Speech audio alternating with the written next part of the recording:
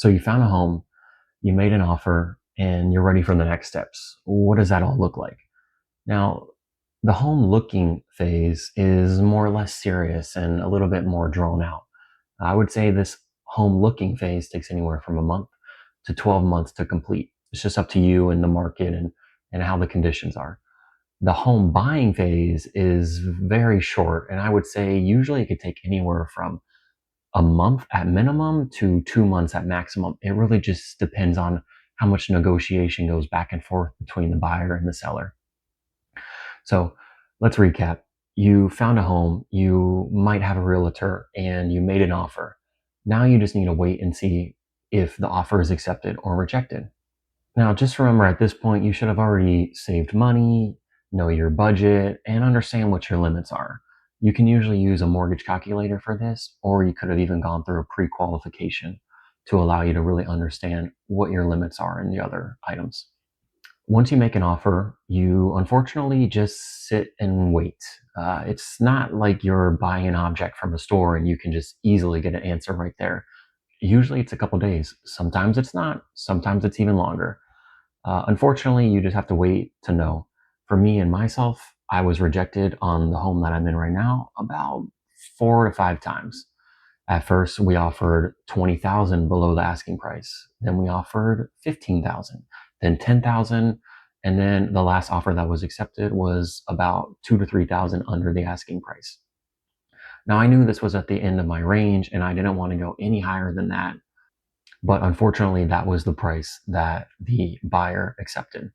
So I made a couple offers on the house that I'm in. I first offered 20,000 below the asking price, then 15,000, then 10,000, and then the last offer that I made that was accepted was a couple of $1,000s under the asking price. This was the one that was accepted.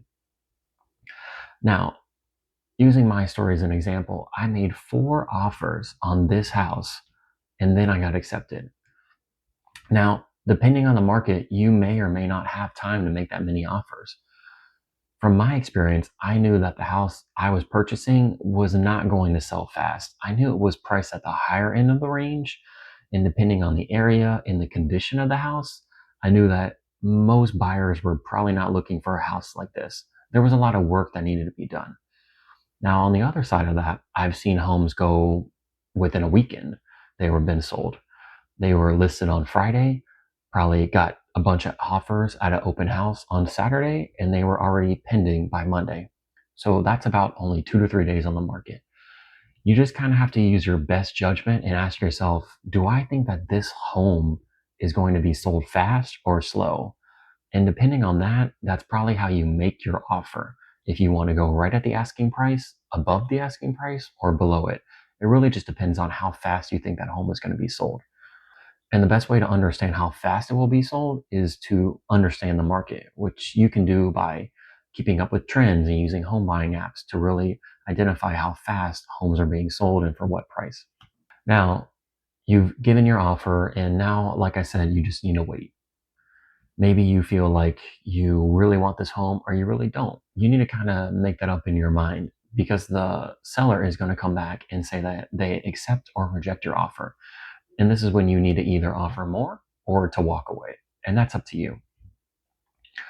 Now, you would continue to do offers until the seller accepts and say that you offer money, and they do. Congratulations. You've now entered what I call the buying phase or crunch time. Unfortunately, with this phase, you have a lot of time limits and some money needs to be invested to get to the other side. The first phase, the offer phase, there's really no money being invested except for your offer. Now, the second phase, you have to pay for a appraisal, an inspection, and you need to work out any of the other issues that currently are in the house before you actually get your loan approved by the bank. So, like I said, this is crunch time, and this is also somewhat of a point of no return. You need to really be understanding that you are serious about the home because you're about to spend money on a couple of things that need to be done. And if you spend this money and you don't like it, you're going to lose that money. You, as the buyer, are putting up the cash for this, not the seller.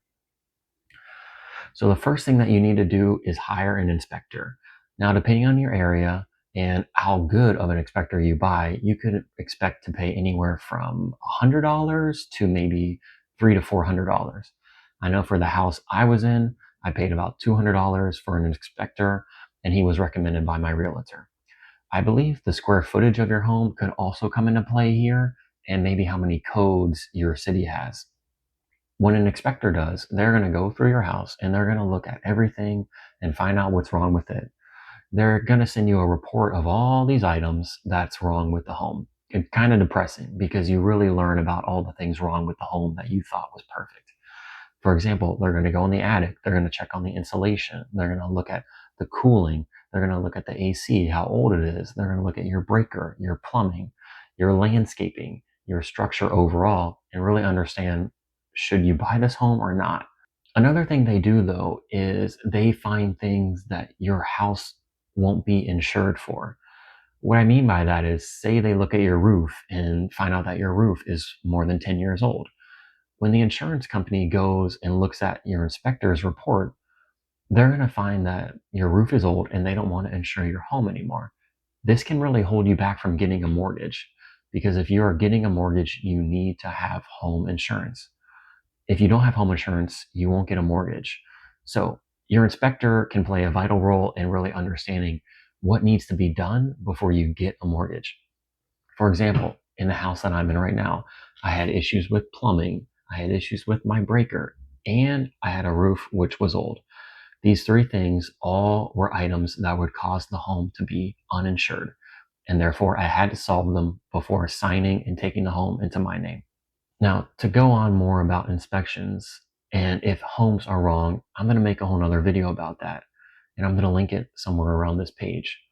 But to briefly summarize it, you and the seller can negotiate on what needs to be fixed before you buy the home. Now, if your inspector found out that the roof is faulty, the next buyer too, if you walk away, their inspector will also find that the roof is faulty. So the seller needs to fix the roof. It's not like they can sell the house to a different person and a different inspector who isn't going to catch it, because the inspectors all catch the same thing. So you can negotiate with the seller and maybe come up with some sort of offer that, hey, if you replace the roof, which is probably about 8 to 10 grand, I'll pay half and you can pay half as well. Now, usually this is all drawn up in the final contract and it's included in the final price.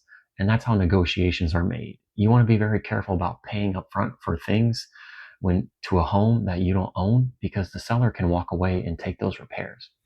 Now, moving on past the inspector, the next thing you need to do is get your house appraised. Now, this is another thing that costs money. I would say an appraisal probably costs anywhere from $100 to $300, just depending on the house. Usually, your realtor can help you with identifying an appraiser, and what their job is to say to the bank that I think this home is actually worth what the buyer is paying for it. For example, if you are buying a home for 500,000 and the appraiser comes back and says, "Oh, I don't think this home is worth 500,000. It's only worth 400,000."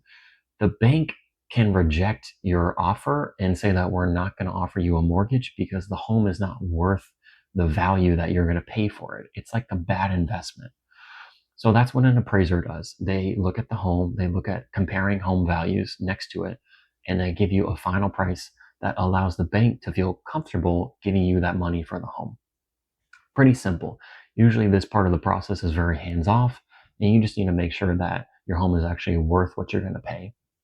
Now, after you get an inspector and you get an appraiser and you fixed any issues that could cause problems with your insurance, the final thing you need to do is get your loan approved by the bank. Now, the realtor can sometimes help you with finding someone to secure your loan, or you can find them on your own. What they're going to do is they're going to find a bank, they're going to give you an interest rate, and then they're going to give you a final price. Once you've had your loan approved, you're at the end of the tunnel. You're almost there. The next steps is really just to close on the house. Um, you've fixed all the issues, you've hired an inspector, you've gotten an appraisal, and you've had your loan approved. At this point, you're done. So you can look forward to closing and signing the papers, and there's a lot of them, and then getting the keys and enjoying your new home. Now, like I said, you might be in the situation where you had an inspector and they found a lot of issues with your home and you need to now negotiate with the seller. I'm going to make a video all about that, and you can click on the link right there. As always, if you like this content, please like and subscribe, and I'll see you in the next video. Bye.